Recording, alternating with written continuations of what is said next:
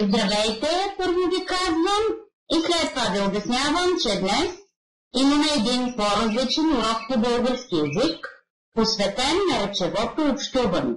Всекидневно ние общуваме помежду си в различни речеви сфери и за вас това не е проблем. Но въпросът е, че трябва да сме наясно с целите на общуването, с ролите на участниците, с предмета и темата на общуването, с формата на общуване. А когато говорим за речева ситуация, всяка една речева ситуация се нарича комуникативен акт. Този комуникативен акт се възползваме от различни текстове, принадлежащи към различни функционални стилове. А когато говорим за понятието стил, предполагам, че това за вас не е ново.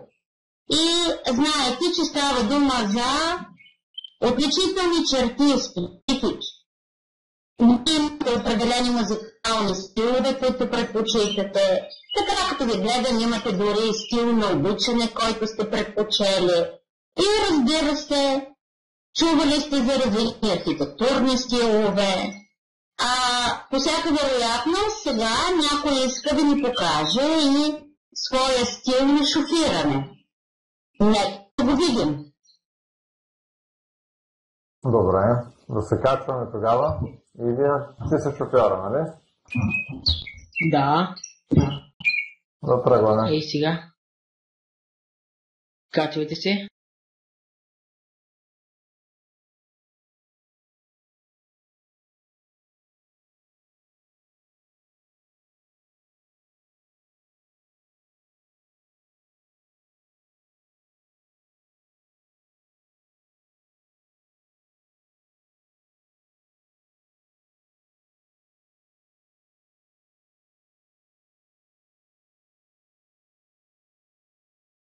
Сега на това място има талантливи ученици, които биха ни показали различни чудеса. Магии благодарение на своята креативност.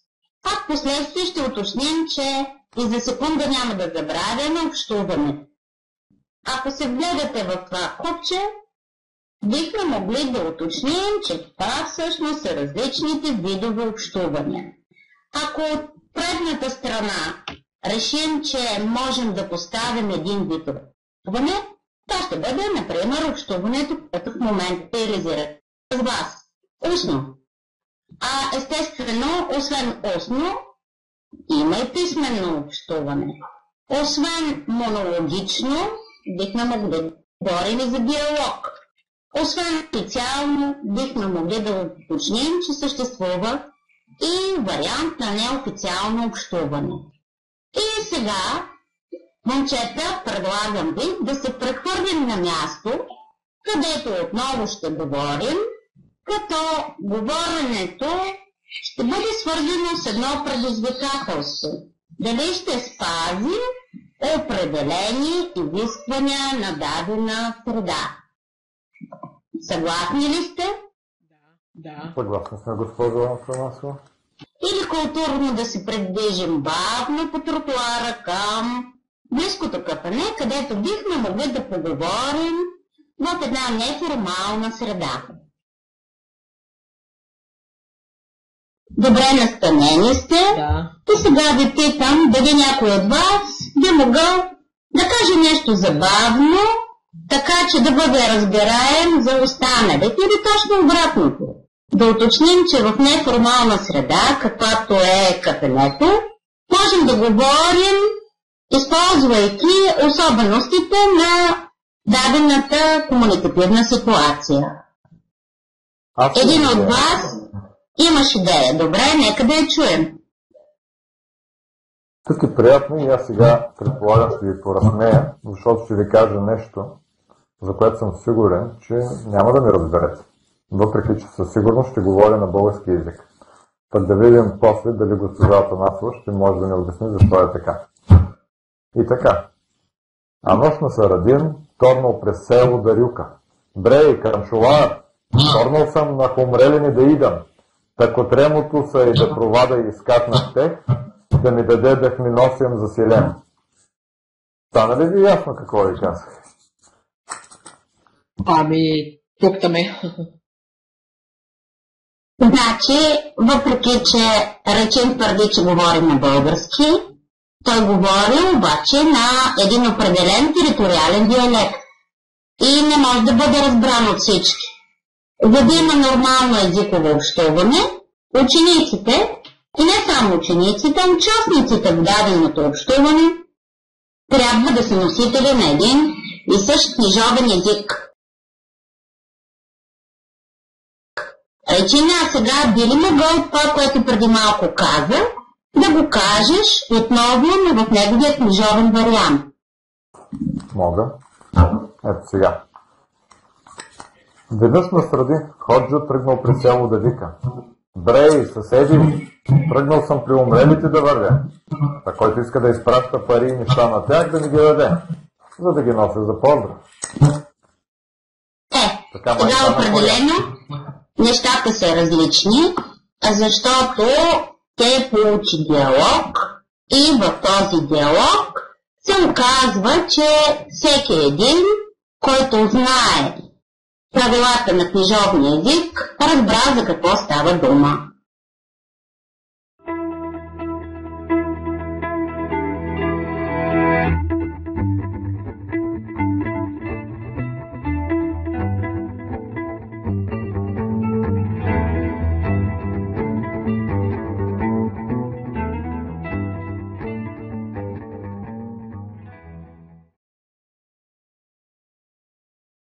Следващата стъпка би могла да бъде парламент. Обикновено много хора смятат, че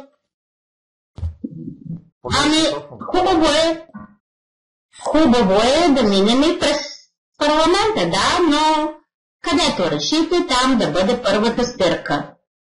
Речено сторено към парламента. Добре.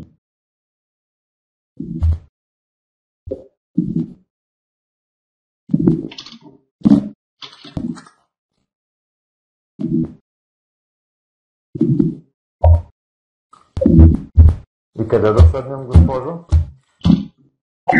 Интересна е истината. Някой от вас може да реши да бъде в ролята на оратор. Така че, който реши да бъде оратор, нека да седне на по-представителна позиция, а останалите бихме могли да бъдем негови слушатели. Не забравяйте, че е важно как ще говорите и какво ще говорите. Добре. Ето, вече има човек, който зае позициите си на президиума. За нас остават, разбира се, възможностите да се настаним къде? На местата на слушащите.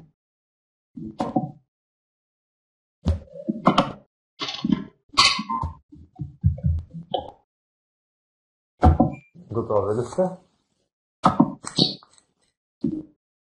Добре. Открием заседанието. И сега да видим кой какво би могъл да сподели пред една такава сериозна аудитория. Ясно е, че общуването тук би трябвало да бъде по-различно от това, което преди малко осъществихме в кафенето. Да чуем. Може ли да пробвам? Разбира се. Аз ще говоря на тема социалните проблеми. Социалните проблеми са проблемите, с които се срещаме във всекидневието. В условията на преход към пазарна икономика това означава, преди всичко, човек успешно да намери своето място в живота. Какво образование да получа, какво да работя, как да живея по-добре. Това са въпросите, които стоят пред моите връстници днес. Отговорите на тези въпроси зависи дали ще се справим с социалните проблеми на времето или през блъсъка с тях ще бъдем победени. Всеки сам може и трябва да избере своята позиция в живота. За вас, скъпи съученици и госпожо Атанасова, не знам как е, но за мен е важно да получа много добро образование. И за това ще ви припомня какво е казал Плутарх. Учението е единственото безсмъртно нещо. Ако наистина осъзнавате това, би трябвало да се върнем на едно място, на което всеки един от вас се научава как да общува, и то не само на родния си език, а и на чуждите езици, защото в съвременния свят без знания на чужди езици бъдещето за вас е немислимо.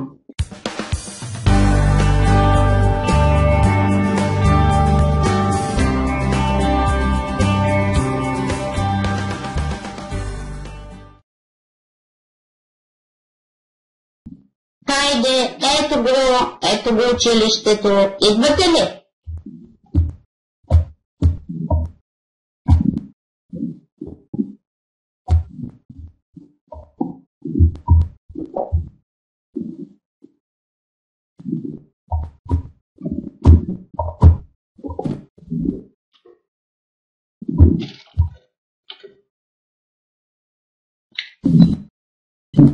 Така. Ясно е, че вече се събираме, бихме могли да влезем в класната стая.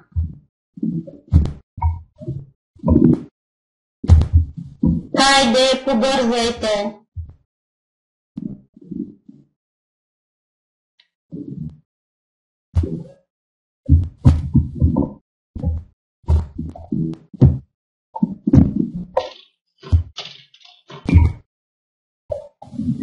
Ето ни отново в обичаната класна стая, в която много често общуването излиза извън рамките на традиционното официално общуване. А не би трябвало да е така, защото говорим за официално публично място, на което публично място всички трябва да се съобразяват с правилата на книжовния език.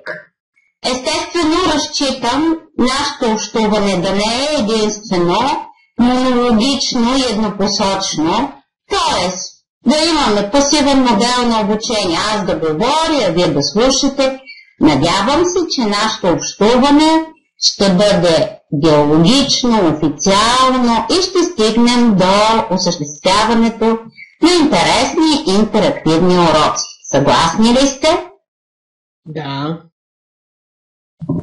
Така, ето има и закъснели ученици, които предполагам, че вече чуха моята идея да се научите според изискванията на съвременния ни език, да умеете да говорите каквото трябва, където трябва и както трябва. Да не допускате да ставате за смях, когато да решите да общувате с заобикалящи. И сега аз ви предлагам да чуете един интересен вариант за неуместен езиков изказ. Искате ли? Да, защо да не? Добре, с това ще приключим днешния час и се надявам да е нещо, което да ви достави удоволствие. Ако можех, скъпа, да се логна някакси в акаунта нов, 10 мейла щях да ти изпратя и атачна с моята любов. Ако можех, скъпа, да конектна на моето старо 486, но е петък, връзката се скапа, тъжен ще играя Тетрис днес. Ако можех да те видя дигитално и разходя в твоя айски куп, да те зипна, гифна или тифна, да те имам в случай, че...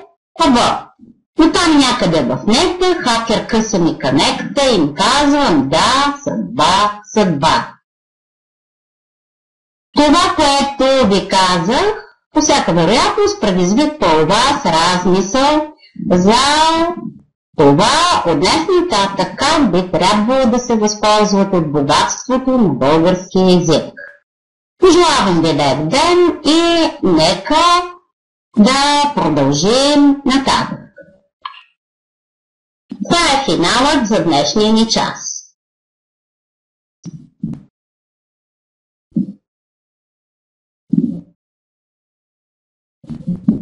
Чудесно.